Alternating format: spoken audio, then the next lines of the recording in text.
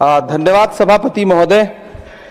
हम करें बात दलीलों से तो रद्द होती है, उनके होठों की खामोशी भी सनद होती है।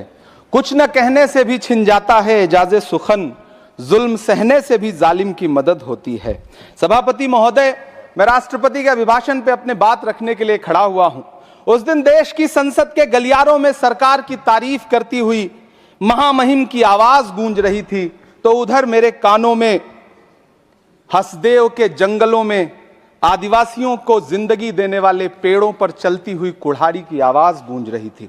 सभापति महोदय, इस तरफ महामहिम के भाषण पर प्रधानमंत्री जी संसद की मेज थपथपा रहे थे और उधर उत्तराखंड की अभागी बिटिया अंकिता भंडारी के इंसाफ की आवाजें मध्यम पड़ती जा रही थीं, जो आज भी पूछ रही हैं कि आखिर वो वीआईपी कौन था जिसके लिए अंकिता भंडारी को मार दिया गया।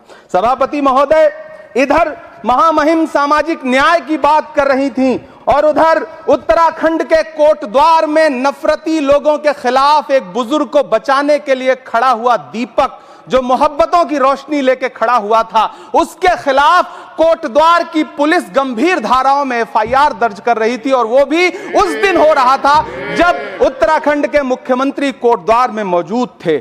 ये नया भारत है जहां दंगाइयों के खिलाफ एफआईआर नहीं होते, बल्कि अमन और मोहब्बत की बात करने वालों के खिलाफ एफआईआर दर्ज होता है। यह नया भारत है जहां असम का चीफ मिनिस्टर खुलेआम संवैधानिक प्रोटोकॉल तोड़कर कहता है कि मुसलमानों को इतना टॉर्चर करो कि वो राज्य छोड़ने पर मजबूर हो जाएं। वो कहता है कि अगर कोई मियां रिक्शा वाला 5 रुपए मांगो तो उसे 4 रुपए दो ताकि वो परेशान हो सके। यह नया भारत है जहां बरेली में खाली घर में नमाज पढ़ने पर पुलिस मुकदमा दर्ज करती है।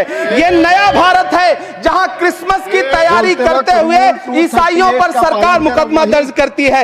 यह नया भारत है जहां जम्मू कश्मीर में नीट का एग्जाम क्वालिफाई करने वाले 50 बच्चों में अगर 42 मुसलमान होते हैं तो फिर मेडिकल कॉलेज की मान्यता ही रद्द होती है और जश्न मनाया जाता है। महामहिम राष्ट्रपति का भाषण में सुन रहा था। सर, यह नया भारत है जहां मध्य प्रदेश के बैतूल में बच्चों के स्कूल बनवा रहे मोहम्मद नईम का घर स्कूल इसलिए तुड़वा दिया जाता है क्योंकि वो स्कूल बनवा रहे थे। ये नया भारत है जहां कोर्ट का स्टे होने के बावजूद बनारस की दाल मंडी में सैकड़ों दुकानें तोड़ी जा रही हैं क्योंकि रास्ता चौड़ा करना है। सभापति महोदय, मैं आपसे कहना चाहता हूं कि जो पीढ़ी अपने बुजुर्गों को गाली देती है उसके साथ प्रकृति इंसाफ करती है। आप इंदिरा जी और नेहरू को गाली देते हैं, नेहरू को छोटा नहीं कर पाएंगे। नेहरू का नाम आइंस्टीन के साथ लिया जाता था और आपका नाम एप्स्टीन के साथ लिया जाता है। आपको ये बात समझनी पड़ेगी। सभापति महोदय, मुझे 1 मिनट बोलने दें, मुझे कंक्लूड करने दें।